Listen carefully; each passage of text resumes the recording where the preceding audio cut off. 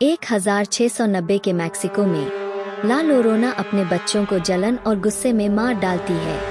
वह अपने बच्चों को नदी में डुबो देती है, जिससे वह पछताने लगती है। उसकी चीखें उसके अभिशाप की शुरुआत है, जो उसे एक दुखी आत्मा बना देती है। वह अब हमेशा के लिए अपने खोए हुए बच्चों की तलाश में भटकती रहती है। कहानी 1973 के लॉस एंजल्स में बदल जाती है। यहाँ अन्ना टेट गार्सिया, जो एक सामाजिक कार्यकर्ता है, अपने 2 बच्चों क्रिस और सामंथा के साथ रहती है। वे एक सामान्य जीवन जी रहे होते हैं, लेकिन उन्हें नहीं पता कि उनकी जिंदगी में जल्द ही एक डरावनी आत्मा आने वाली है। परिवार एक बड़े खतरे का सामना करने के लिए तैयार नहीं है। अन्ना को पैट्रिशिया अल्वारेज नामक महिला का केस सौंपा जाता है, जिसने अपने बच्चों को एक कोठरी में बंद कर रखा है। पैट्रिशिया दावा करती है कि वह अपने बच्चों को ला लोरोना से बचा रही थी।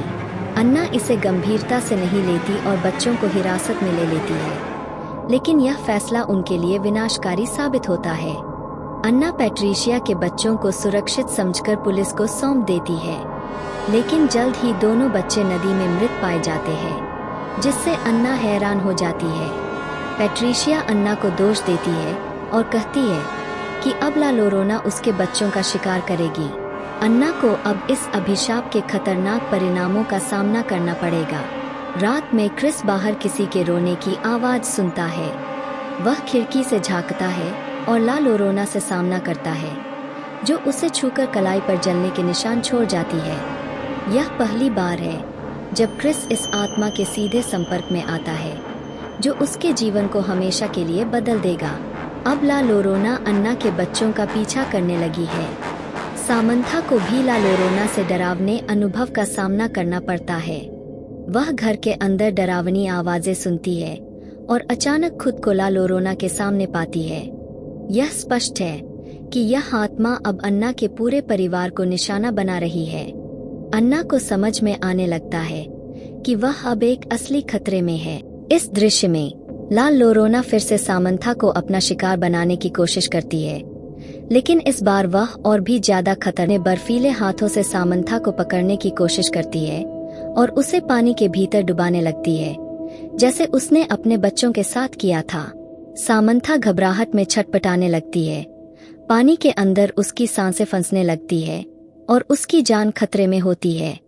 ठीक उसी समय अन्ना को कुछ गड़बड़ी का एहसास होता है और वह स्नानघर में दौड़ती है। वह सामंथा को बाथटब के पानी से खींचने की कोशिश करती है। आखिरकार अन्ना किसी तरह से सामंथा को बाहर खींच लेती है और ला लोरोना गायब हो जाती है, लेकिन वह एक भयानक संदेश छोड़ जाती है कि वह वापस आएगी। यह स्पष्ट है कि यह आत्मा अब अन्ना के पूरे परिवार को निशाना बना रही है। अन्ना को समझ में आने लगता है कि वह अब एक असली खतरे में है। अन्ना जवाब की तलाश में फादर पेरेज के पास जाती है, जो उसे ला लोरोना की डरावनी कहानी बताते हैं। वह चेतावनी देते हैं कि ला लोरोना बच्चों को निशाना बनाती है और उनका पीछा तब तक करती है जब तक वह उन्हें अपने साथ नहीं ले जाती। फादर पेरेज अन्ना को राफेल के पास भेजते हैं, जो एक पूर्व पादरी है और अब एक आध्यात्मिक चिकित्सक है। राफेल ने कई अलौकिक घटनाओं का सामना किया है और अब वह अन्ना और उसके परिवार की मदद करने के लिए तैयार है। वह अपने अनूठे तरीकों से आत्माओं से लड़ने का तरीका जानता है और अन्ना को बताता है कि यह लड़ाई आसान नहीं होगी। राफेल अन्ना के घर में शुद्धिकरण अनुष्ठान शुरू करता है। वह पवित्र जल और मोमबत्तियों का उपयोग करता है और आत्मा को रोकने के लिए प्रार्थनाएं करता है। वह घर के चारों ओर एक सुरक्षा घेरा बनाता है। शुद्धिकरण के दौरान ला लोरोना प्रकट होती है और अन्ना पर हमला करती है। घर में खलबली मच जाती है और हर कोई डर जाता है। अन्ना को अब इस भयानक आत्मा से खुद को और अपने बच्चों को बचाने के लिए अपनी सारी शक्ति जुटानी पड़ती है। इस दृश्य में अन्ना की बेटी सामंथा गलती से दरवाजे के पास रखी गई एक गुड़िया उठाने की कोशिश करती है, जो उससे बेहद प्रिय होती है। दरवाजे के पास पवित्र जल से बनाई गई एक सुरक्षा रेखा होती है, जो ला लोरोना को घर में घुसने से रोकती है। लेकिन जैसे ही सामंथा गुड़िया लेने के लिए रेखा को छूती है, वह अनजाने में उस सुरक्षा रेखा को मिटा देती है। लाल लोरोना तेजी से सामंथा पर हमला करती है और उसे खींचते हुए घर से बाहर ले जाती है। सामंथा घबराई हुई होती है और चीखते हुए अपनी मां को पुकारती है, लेकिन लाल लोरोना की ताकत के आगे वह बेबस होती है। लाल लोरोना उसे खींचते हुए स्विमिंग पूल तक ले जाती है, जहां वह पहले से इंतजार कर रही होती है। स्विमिंग पूल के पानी में लाल लोरोना सामंथा को डुबाने की कोशिश करती है, जैसे उसने अपने बच्चों के साथ किया था। जैसे ही वह पूल के पास पहुंचती है, वह दे को बचाने के लिए संघर्ष करती है। आखिरकार अन्ना किसी तरह से सामंथा को लाल लोरोना के चंगुल से छुड़ाने में कामयाब हो जाती है और उसे पानी से बाहर खींच लेती है। लाल लोरोना फिर से गायब हो जाती है, लेकिन यह साफ होता है कि वह इतनी आसानी से हार मानने वाली नहीं है। इस दृश्य में पेट्रिसिया, जो अपने बेटों से बेहद गुस्से और दुहक में होती है, और पिस्तौल लेकर अन्ना के घर आती है। जैसे ही पेट्रिसिया दरवाजे के पास पहुंचती है, वह पवित्र जल से बनी सुरक्षा रेखा को मिटा देती है। इसके तुरंत बाद लाल लोरोना घर में प्रवेश करती है और अन्ना पर हमला कर देती है। अन्ना को पकड़कर उसे घर के तहखाने बेसमेंट में फेंक देती है, जबकि लाल लोरोना ऊपर उसके बच्चों को नुकसान पहुंचाने की योजना बना रही होती है। पेट्रिशिया अपने किए पर पछताती है और अपनी गलती को समझती है। इस दृश्य में अन्ना के बच्चे घबराते हुए पहली मंजिल की ओर भागते हैं, लेकिन उनके पीछे पीछे लाल लोरोना आ रही होती है। दोनों बच्चे पहली मंजिल पर पहुंचते हैं, जहां तनाव बढ़ जाता है।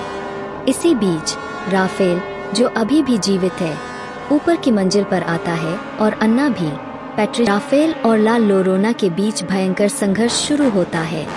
राफेल, जो अपने आध्यात्मिक ज्ञान और पवित्र क्रॉस के सहारे लड़ रहा होता है, उसकी शक्ति कमजोर पड़ने लगती है। उसकी चीखें गूंजती है और वह दर्द से कराहते हुए पीछे हटने लगती है। पवित्र क्रॉस की शक्ति उसे धीरे धीरे नष्ट कर देती है। इस तरह अन्ना और बाकी लोग लाल लोरोना को हराने में सफल होते हैं। यह अन्ना और उसके परिवार के लिए एक राहत भरा क्षण होता है। लाल लोरोना के अंत के बाद अन्ना का परिवार सुरक्षित महसूस करता है। राफेल अन्ना को समझाता है कि इस तरह की आत्माएं हमेशा रहती है और उन्हें रोकने के लिए हमेशा सतर्क रहना पड़ता है।